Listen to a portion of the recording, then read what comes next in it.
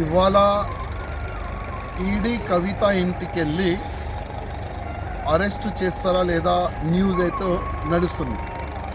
కానీ ఎన్నో దినాల నుంచి కవితమ్మకి ఈడీ నుంచి నోటీసుల పైన నోటీస్ వెళ్తే కూడా పట్టించుకోలే. ఎందుకంటే కవితకి తెలుసు ఇవాళ లేకపోతే రేపు నేను అరెస్ట్ అవుతా అని.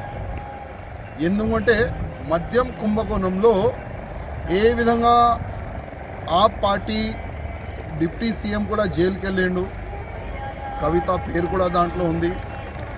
టీఆర్ఎస్ రాజ్యం సమయంలో మద్యం చాలా పెద్ద ఎత్తున కుంభకోణం వీళ్ళందరూ కలిసిమెలిసి చేస్తారు. ఇవాళ లేకపోతే రేపు అరెస్ట్ అవుతా అని తెలుసు. కానీ ఇవాళ ఈడీ అరెస్ట్ చేయడానికి వస్తే చాలా వరకు నాటకాలు నడుస్తాయి. ఒక ఎమ్మెల్సీకి ఏ విధంగా అరెస్ట్ చేస్తారు, ఒక ఎమ్మెల్సీకి ఎందుకు అరెస్ట్ చేస్తారు అని చాలా వరకు క్వశ్చన్లు లేబడుతున్నాయి.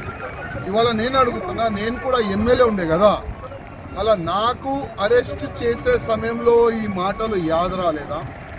నాకు కూడా అరెస్ట్ చేసి పీడీ యాక్ట్లో వేసినారు కదా, అప్పుడు ఎమ్మెల్యే రూల్స్ రెగ్యులేషన్ ఏం యాద రాలేదా? ఎవరైనా మోదీ కాలంలో తప్పు చేస్తే పక్కా జైలుకి వెళ్తారు, దానికి ఎవరు ఆపలేరు.